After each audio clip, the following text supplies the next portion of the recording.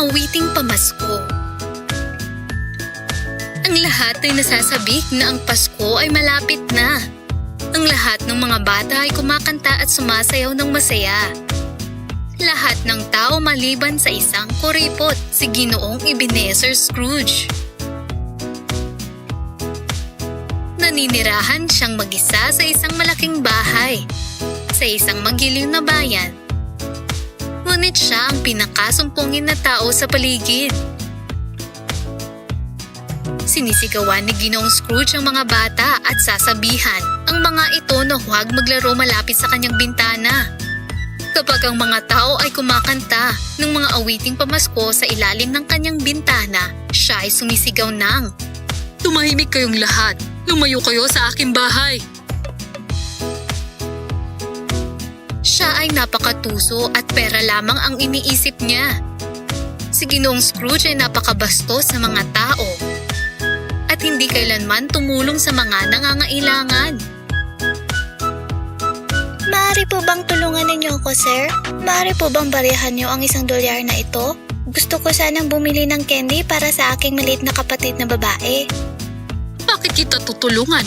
Huwag mo akong istorbohin," sagot ni Ginoong Scrooge.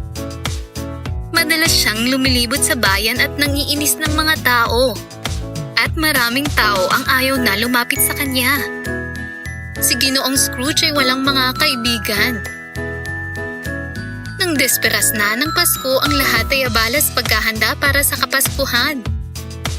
Namimili at nagsasaya. Maliban kay Ginoong Scrooge, ikinandado niya ang kanyang mga pinto at isinara ang kanyang mga bintana nang lumubog ang araw. Sa wakas, humiga siya sa kanyang kama at ipinikit ang kanyang mga mata at natulog ng mahimbing. Ilang sandali lamang nang si Ginoong Scrooge ay nakatulog.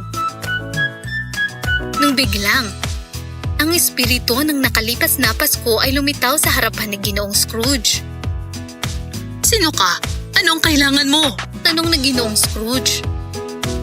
Sinabi ng espiritu na, "Ako ang espiritu ng iyong nakaraan at nais kong ipakita sa iyo ang isang bagay. Sumama ka sa akin." Dinala siya ng espiritu sa nakaraan at itinuro ang batang si Scrooge na nag-iisang nagbabasa ng isang libro. Ang kanyang mga magulang ay iniwan siya para mag-isang ipagdiwang ang Pasko. Naalaala ni Ginoong Scrooge kung gaano siya nalungkot at kung paano bawat taon siya ay laging nag-iisa sa Pasko mula ng taong iyon. Hindi na niya gustong makita pa ang kanyang nakaraan. At siya ay sumigaw ng, "Ayaw kong makita pa ang mga yan. Huwag mong ipaalala." Nawala ang lahat at natagpuan ni Ginoong Scrooge na siya ay nasa kanyang higaan na takot na takot. Natulog siya muli. Nang biglang, ang espiritu ng kasalukuyan na Pasko ay nagpakita sa kanyang bintana. "Sino ka naman ngayon? Saan mo ako dadalhin?" tanong ni Ginoong Scrooge. "Ako ang espiritu ng iyong kasalukuyan at gusto kong ipakita sa iyo kung ano nga ba talaga ang Pasko," sabi ng espiritu. Hinawakan niya si Ginoong Scrooge sa kanyang kamay at lumipad palabas ng bintana. Ang espiritu ay nagpakita upang ipakita sa kanya ang kaligayahan ng Pasko. Dinala ng espiritu si Ginoong Scrooge sa bahay ng isang mahirap na pamilya. Pareho silang sumilip sa loob mula sa bintana. Walang espesyal na pagkain sa mesa, ngunit silang lahat ay masaya. Lahat sila ay kumakanta at sumasayaw ng masaya. Inisip ni Ginoong Scrooge na, bakit sila maligaya kahit sila ay mahirap lamang? Ang espiritu ay sumagot ng, dahil sa Pasko at masaya sila na makasama ang bawat isa kahit na walang-wala sila. Ipinikit ni Ginoong Scrooge ang kanyang mga mata at ninais na sana'y may isang tao na makasama siya ngayong Pasko. Nang buksan niya ang kanyang mga mata, natagpuan niya ang kanyang sarili sa kanyang higaan. Si Ginoong Scrooge ay hindi na makatulog sa oras na iyon. Umupo siya sa kama habang iniisip ang tungkol sa lahat ng mga bagay na nakita niya. Biglang tumunog ang orasan, 12:00 na, at isang malamig na hangin nang pumasok mula sa bintana. Ang espiritu ng hinaharap na Pasko ay lumitaw.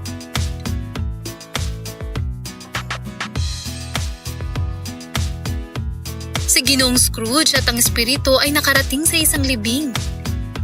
Ang ilang mga tao ay nakatayo sa harapan ng kanyang libingan at lahat sila ay pinupuna siya. Alam kong mangyayari ito, sabi ng isa sa kanila. Ano naman ang gamit ng pagkakaroon ng maraming pera ngayon? Sabi ng isang babae. Ang ikatlong lalaki ay sinabing, walang sino man ang pupunta dito para magbigay ng respeto sa kuripot na si Scrooge. Itinanong ni Ginoong Scrooge ang espiritu kung bakit siya dinala doon. Kaninong libing ito? Biglang napagtanto niya na ito ay ang kanyang sariling libing at nakita niya na walang sino man ang dumating sa kanyang libing. Ipinaunawa ng espiritu sa kanya na wala siyang pagmamalasakit sa sino man maliban sa kanyang sarili. Si Ginoong Scrooge ay hindi kayang makita pa iyon at siya ay nagmakaawa sa espiritu at sinabing, pakiusap, bigyan mo ako ng pagkakataong baguhin ang aking hinaharap. Ipinapangako ko na magiging mas mabait at gagawa ako ng mabuti sa mga tao. Ang espiritu ay walang sinabi at biglang nawala. Sa wakas ay dumating na ang umaga ng Pasko. At natagpuan ni Ginoong Scrooge ang kanyang sarili sa kanyang kama. Sumilip ang sinag ng araw sa mga bitak ng bintana. Nagising siyang may ngiti sa kanyang labi sa unang pagkakataon pagkalipas ng mga taon. Ipinangako niya sa kanyang sarili na mula ngayon, tutulungan niya ang mga tao at aalagaan sila. Inanyayahan niya ang lahat para sa isang salo-salo ng Pasko sa kanyang bahay at mayroon ding mga regalo para sa lahat. Bawat isa sa kanila ay nagulat, ngunit masaya na makita si Ginoong Ebenezer Scrooge ay nagbago na. Nang gabing iyon, ang lahat ay nagpunta sa pinakamasayang salo-salo ng Pasko. At mula noon, si Ginoong Scrooge ay naging minamahal ng mga tao sa bayan. Araw ng desperas ng Pasko. At sa isang malaki at makulay na silid, may mga duwende na abala sa pag-iimpake ng mga regalo para sa Pasko sa malalaking mga bag. Ang lahat ng mga duwende ay nag-iimpake ng mga regalo at ipinapasa ito kay Santa. Maliban sa isang duwende. Ang duwendeng ito ay nakaupo sa isang sulok. Sinisikap niyang ayusin ang isang teddy bear para gawin itong maganda. Napansin ni Santa na ang duwende ay mukhang nahihirapan kaya lumapit siya rito upang makipag-usap. Kumusta, maliit na duwende? Santa, pasensya na po dahil natatagalan ako sa pagkukumpuni nito. Pakiusap, patawarin niyo po ako dahil hindi pa po ako tapos.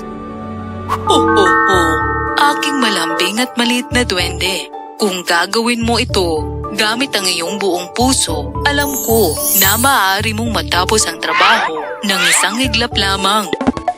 Sinusubukan ko po na gamitin ang lahat ng aking makakaya. Ngunit tila, hindi ko matapos-tapos ang teddy bear. Mahal kong duwende, kung naniniwala ka sa iyong ginagawa, maaari kang gumawa ng mga kahangahangang bagay. Pagkatapos pakinggan ang sinabi ni Santa, natapos din ng duwende ang paggawa ng teddy bear at ibinigay ito kay Santa. Tinignan ni Santa ang teddy bear at puno ng kaligayahan na sinabing,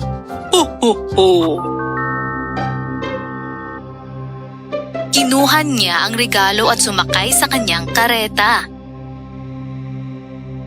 Pagkatapos umalis ni Santa, binasa ng duwende ang lahat ng mga liham at sinuri kung anong regalo ang nais ng bawat bata.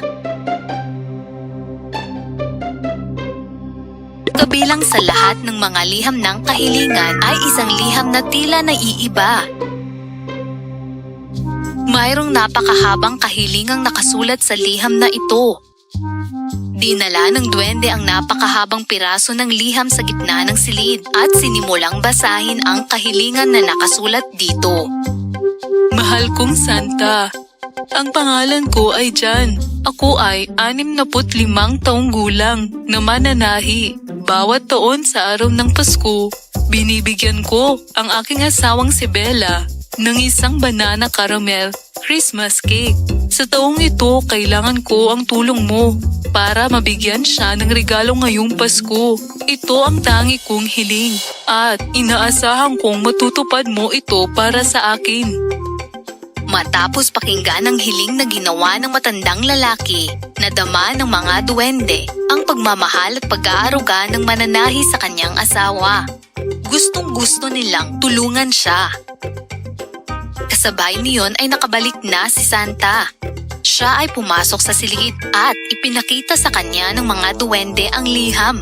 Binasa ni Santa ang liham at sinabing, Ang taong ito ay nangangailangan ng ating tulong. Ngunit ang banana caramel cake na ito ay hindi masyadong magiging kapaki-pakinabang para sa kanya. Mga minamahal kong mga duwende, gusto kong pumunta kayong lahat sa kanyang tahanan na tignan kung ano ba talaga ang kanyang kailangan. ang mga duwende ay pumunta sa bahay ni John at nakita nila si John sa kanyang paggawaan. Nagtratrabaho siya ng husto at nilalampasan din niya ang kanyang limitasyon. Sinisikap ni John na gumawa ng tila mukhang isang bestida. Tinatahi niya ang bestida na ito para sa asawa ng alkalde. Habang tinatahi niya ito, ang tela na ginamit niya ay ubos na at wala na siyang magagamit pa.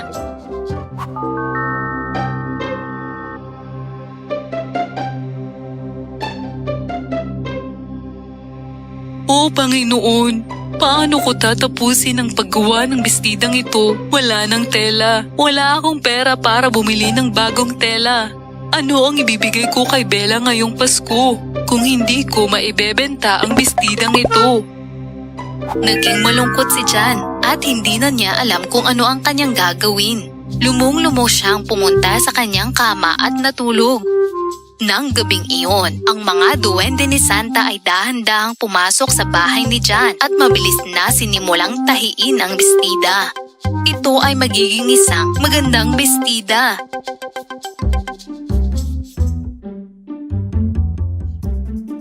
Kinabukasan nang nagising si John at pumunta sa kanyang paggawaan, nakita niya ang isang napaka-perpekto at magandang bestida. Ito ay lubos na tinahi gamit ang pinakamataas na materyales at disenyo. Dumating ang alkalde upang kunin ang bestida at nang makita niya ang magandang bestida, siya ay namangha. Ito ay isang napakagandang bestida, John. Sabi ng alkalde. Sigurado ako na magugustuhan ito ng aking asawa. Masayang-masaya ang alkalde kaya binayaran niya si John ng higit pa sa aktwal na presyo ng bestida.